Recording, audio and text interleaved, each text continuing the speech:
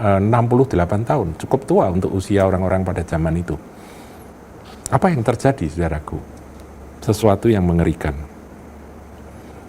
Kita lihat ya, kelanjutan dari kisah Raja Uzia ini. Jangan dicontoh ini, akhir hidupnya jangan dicontoh. Awal hidupnya dan perjalanan keberhasilannya boleh jadi pegangan. Tapi akhir hidupnya jangan dicontoh. Shalom, saudara-saudari terkasih, jumpa lagi dalam Suara Gembala.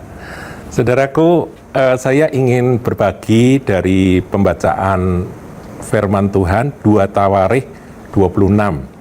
Saya akan ajak Anda untuk melihat seorang tokoh, yaitu seorang raja yang namanya Uzia, ya. Mulai ayat 3 kita akan lihat. Uzia berumur 16 tahun pada waktu ia menjadi raja, dan 52 tahun lamanya ia memerintah di Yerusalem. 52 tahun lamanya, ini usia pemerintahan yang sangat panjang ya. Dia jadi raja waktu masih remaja, umur 16 tahun, tapi terus dia memerintah sampai 52 tahun lamanya di Yerusalem. Nah, kemudian dicatat nama-nama yang ada di sekitar Uzia ini. Nama ibunya ialah Yeholia dari Yerusalem.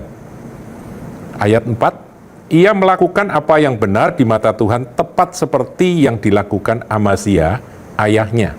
Jadi dia mencontoh Amazia, bapaknya. Anak itu nyontoh bapaknya, saudaraku.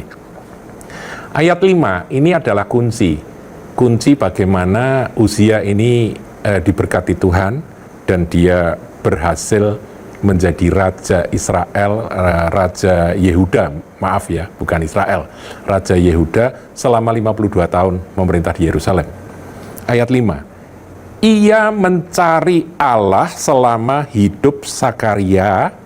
Jadi ada satu pribadi yang bernama Sakaria, ya. Ini seorang imam, saudaraku ya, yang bernama Sakaria, yang mengajarnya supaya takut akan Tuhan. Jadi pengaruh orang-orang tertentu di sekeliling Uzia itu memang yang menentukan mengapa Uzia bisa berhasil menjadi Raja Yehuda selama 52 tahun. Jadi saudaraku, dari pembacaan firman ini, renungannya adalah ayo kita pandai-pandai memilih orang-orang yang dekat dengan kita atau anak-anak kita. Karena Uzia ini sejak muda dia dekat dengan Sakaria ini. Jadi Sakaria ini ngajari apa? Satu poin, yaitu takut akan Allah. Takut akan Tuhan. Dulu pernah saya sampaikan panjang lebar dalam khotbah minggu, takut akan Tuhan itu segala-galanya, saudaraku.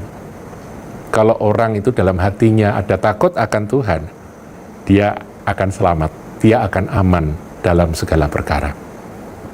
Dan selama ia mencari Tuhan, takut akan Tuhan, tetapi juga terus-menerus mencari Tuhan, Allah membuat segala usahanya berhasil. Wow, saudara, kita ini dipanggil untuk apa sih? Untuk takut akan Tuhan dan mencari Dia senantiasa. Nah, kalau kita mau lakukan itu, maka seperti Raja Uzia yang dikatakan selama ia mencari Tuhan, Allah membuat segala usahanya berhasil. Tapi kalau berhenti mencari Tuhan, bagaimana, saudaraku? Ya, keberhasilannya berhenti. Jadi ini tidak bisa dipisahkan. Keberhasilan dari Raja Uzia sejak dia umur 16 tahun sampai dia mengakhiri akan pemerintahannya di usia lanjut, saudaraku, itu selama dia mencari Tuhan, maka Tuhan membuat segala yang dia lakukan itu, segala usahanya berhasil. Jadi saudara, nanti memasuki tahun 2022, pastikan Anda untuk takut akan Tuhan. Tentunya untuk takut akan Tuhan ini kita harus ada di lingkungan yang benar. Kita harus waspada dan memilih siapa-siapa orang-orang yang dekat dengan kita, pengaruhnya itu penting sekali. Kemudian Yang ketiga, mencari Tuhan. Jangan berhenti mencari Tuhan. Caranya gimana? Ya berdoa senantiasa, saudaraku. Membaca firman, berdoa.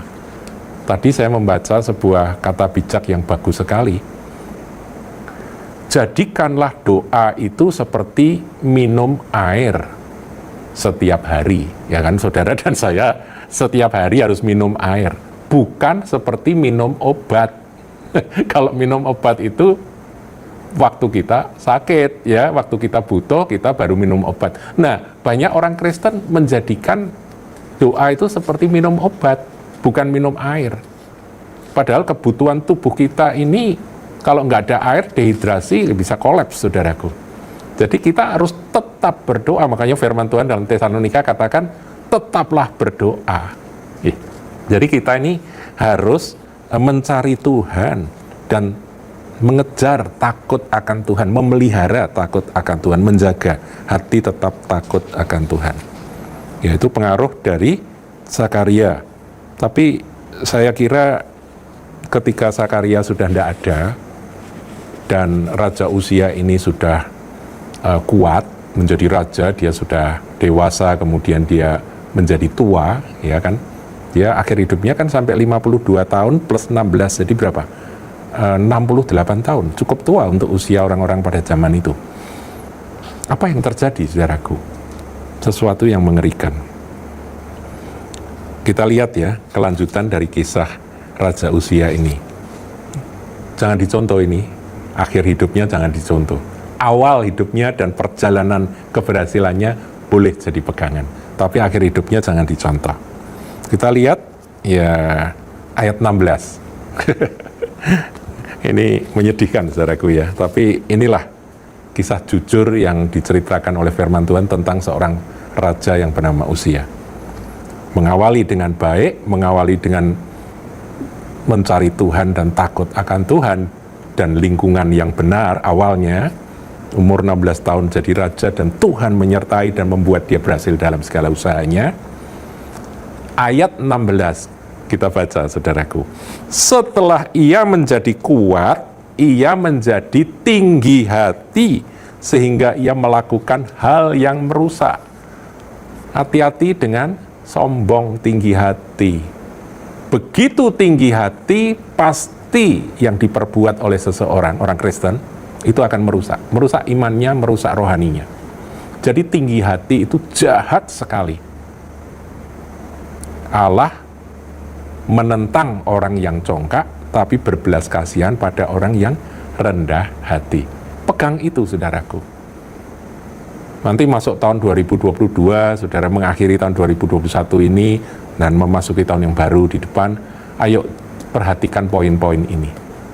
Kejatuhan Uzia itu karena apa? Dia menjadi kuat, dia punya segala, tidak ada orang yang berani menegur dia lagi karena dia sudah tua dan dia menjadi raja yang berwibawa, bukan lagi anak-anak yang umur 16 tahun pada awalnya itu, bukan, tapi dia sudah menjadi raja yang berpengalaman dan sungguh-sungguh dia diberkati Tuhan dan dia punya segala, dia sangat kuat.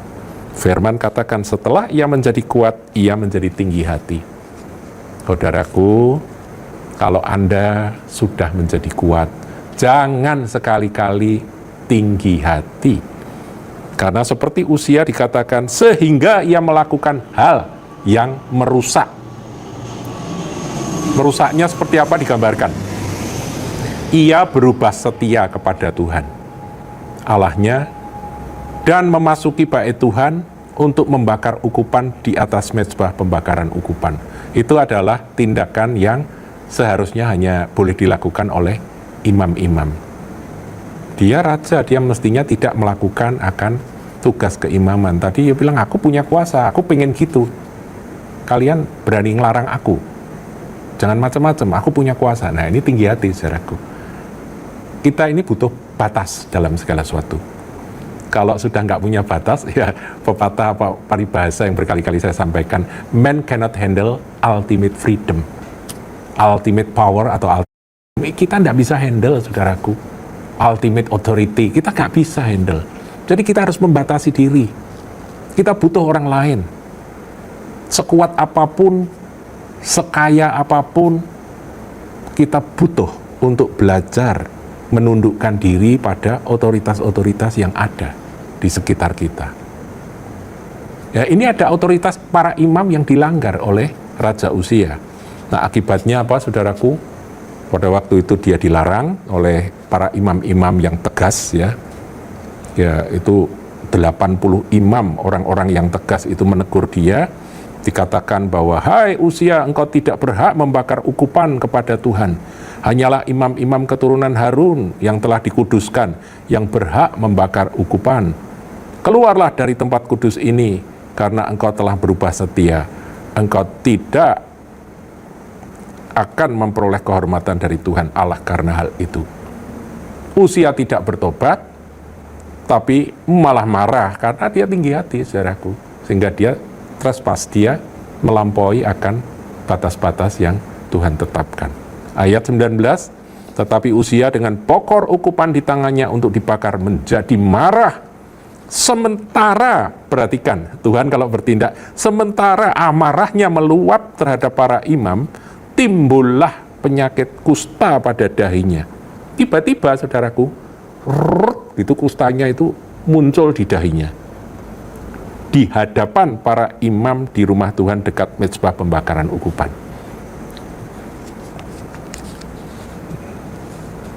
Ayat 20, imam kepala, Azaria, dan semua imam lainnya memandang kepadanya, dan sesungguhnya ia sakit kusta pada dahinya. Cepat-cepat mereka mengusirnya dari sana, dan ia sendiri tergesa-gesa keluar, karena Tuhan telah menimpakan tulah kepadanya. Dan menyedihkan, ayat 21, kisahnya berakhir, Raja Uzia sakit kusta sampai kepada hari matinya. Dan sebagai orang yang sakit kusta, ia tinggal dalam sebuah rumah pengasingan, karena ia dikucilkan dari rumah Tuhan. Dan Yotam anaknya mengepalai istana raja dan menjalankan pemerintahan atas negeri itu. Satu awal yang baik perlu kita contoh. Ya, tidak perlu diulang, saudaraku, saudara sudah tahu. Tetapi hati-hati, jangan tinggi hati.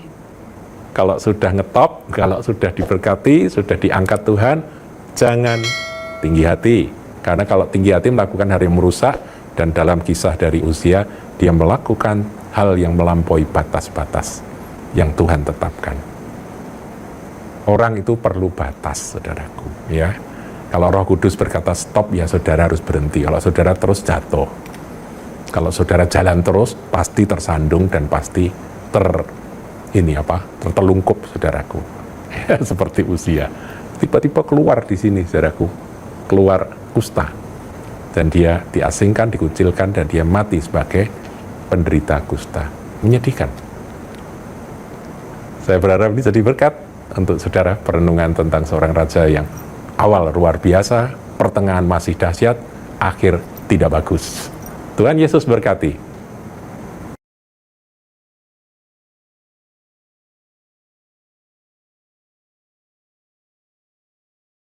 Jangan lupa like, comment, share, dan subscribe channel GKBK Hal Semarang.